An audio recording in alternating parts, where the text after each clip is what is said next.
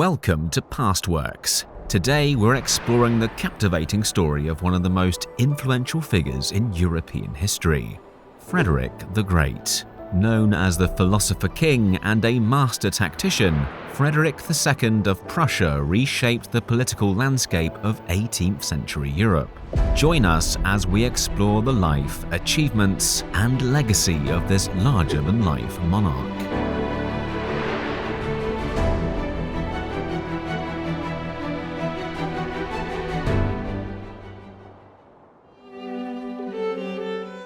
Born in 1712, Frederick II, famously recognized as Frederick the Great, ascended as the third Hohenzollern king of Prussia. While Prussia had maintained significance within the Holy Roman Empire for ages, Frederick's reign witnessed its transformation into a formidable European power. His legacy extends across culture, governmental philosophy, and military strategies, establishing him as a pivotal figure in European history. As a monarch of enduring tenure, his individual convictions and perspectives left an indelible mark on the trajectory of the modern world. Frederick hailed from the House of Hohenzollern, a prominent German dynasty that held sway as kings, dukes, and emperors since its inception in the 11th century until the dissolution of the German aristocracy following World War I in 1918. His father, King Frederick William I, was a fervent soldier king who diligently fortified Prussia's military might, ensuring that upon Frederick's accession to the throne, he would command a formidable army. In 1740, when Frederick assumed the mantle of leadership, he inherited an army of 80,000 soldiers, a remarkably robust force for the size of his kingdom. This military prowess afforded Frederick a disproportionately significant role in shaping European history. During his youth, Frederick displayed minimal interest in military affairs, instead gravitating towards poetry and philosophy, subjects he secretly pursued due to his father's disapproval. His interests often incurred his father's wrath, resulting in frequent beatings and scoldings. Frederick developed a deep attachment to an army officer named Hans Hermann von Katt. Feeling trapped under his father's severe rule, Frederick devised a plan to flee to Great Britain, where his maternal grandfather, King George I, reigned. He extended an invitation to Katt to accompany him. However, their scheme was uncovered, prompting King Frederick William to threaten Frederick with charges of treason and the revocation of his crown prince status. Tragically, Katt paid the ultimate price for their attempted escape, facing execution before Frederick's eyes. In 1733, Frederick entered into a political union with Austrian Duchess Elizabeth Christine of Brunswick-Bevern. Despite the strategic nature of the marriage, Frederick harbored resentment towards it. At one point, he even contemplated suicide as a means of protest against his arranged marriage.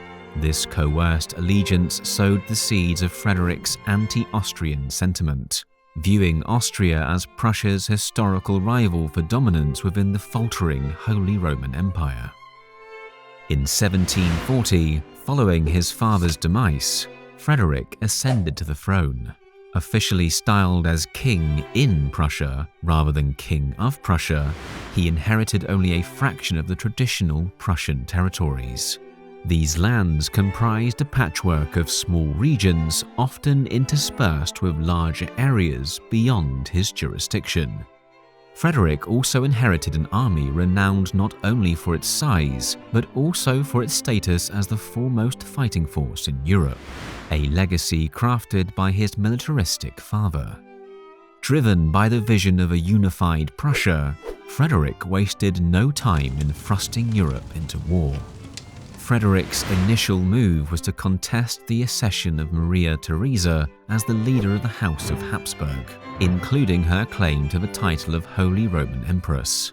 Despite the traditional exclusion of females from such positions, Maria Theresa's legal claims were obtained from the groundwork laid by her father, who was resolute in preserving Habsburg lands and authority within the family. Disputing Maria Theresa's legitimacy, Frederick seized upon his pretext to occupy the province of Silesia. While his claim to Silesia was tenuous, as it officially belonged to Austria, Frederick pressed forward with the backing of France, a formidable ally. Over the ensuing 5 years, he adeptly commanded his well-disciplined professional army, ultimately triumphing over the Austrians in 1745 and solidifying his control over Silesia. In 1756, Frederick startled Europe yet again by occupying Saxony, despite its official neutrality.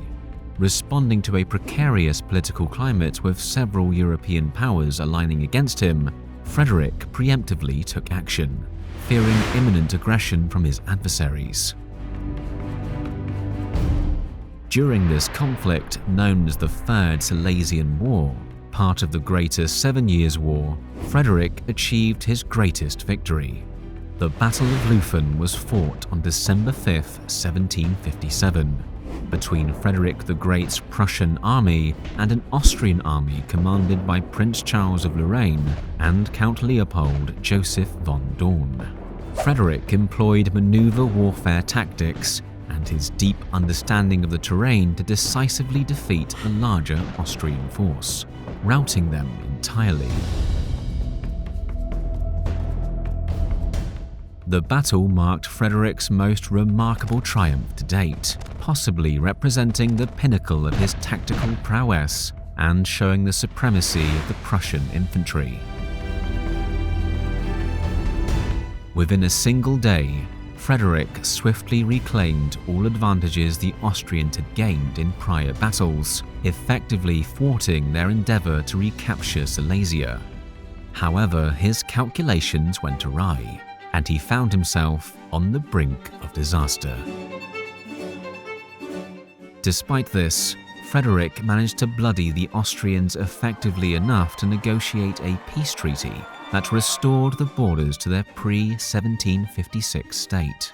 While he failed to retain control of Saxony, he succeeded in holding on to Silesia, a remarkable feat considering the perilous position he had found himself in during the war.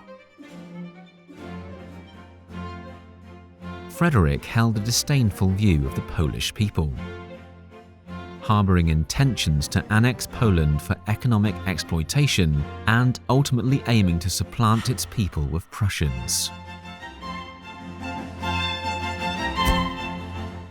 Through a series of conflicts, he employed a combination of propaganda, military conquests, and diplomatic maneuvers to gradually seize significant swathes of Polish territory.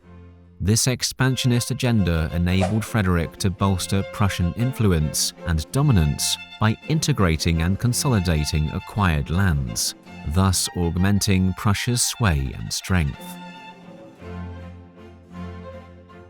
However, despite his brilliance as a military strategist and monarch, Frederick led a complex personal life.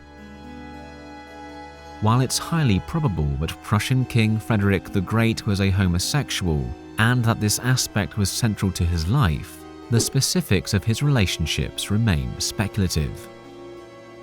His racism, particularly directed at the Polish people, was profoundly troubling, viewing them as almost subhuman and devoid of respect. Despite these aspects of his character, Frederick demonstrated a love of culture as a patron of the arts. He fervently supported various artistic endeavors, commissioning buildings, paintings, literature, and music. Proficient in playing the flute, he composed numerous pieces for the instrument and extensively wrote in French, expressing disdain for the German language. Embracing Enlightenment ideals, Frederick endeavored to present himself as a benevolent autocrat, firm in his authority yet committed to improving the welfare of his subjects. Though he held a preference for the cultural splendors of France and Italy over German culture, Frederick nonetheless sought to elevate German cultural standing. Despite his tactical brilliance, his most significant military contribution lay in elevating the Prussian army into a formidable force disproportionate to Prussia's size, with the nation essentially revolving around its military complex. This transformation led indirectly to the formation of the German Empire in the late 19th century, orchestrated by Otto von Bismarck, setting the stage for the subsequent world wars and the emergence of Nazi Germany. Zu zerstören, wenn die anliegenden Nationen ebenso restlos das Gleiche tun.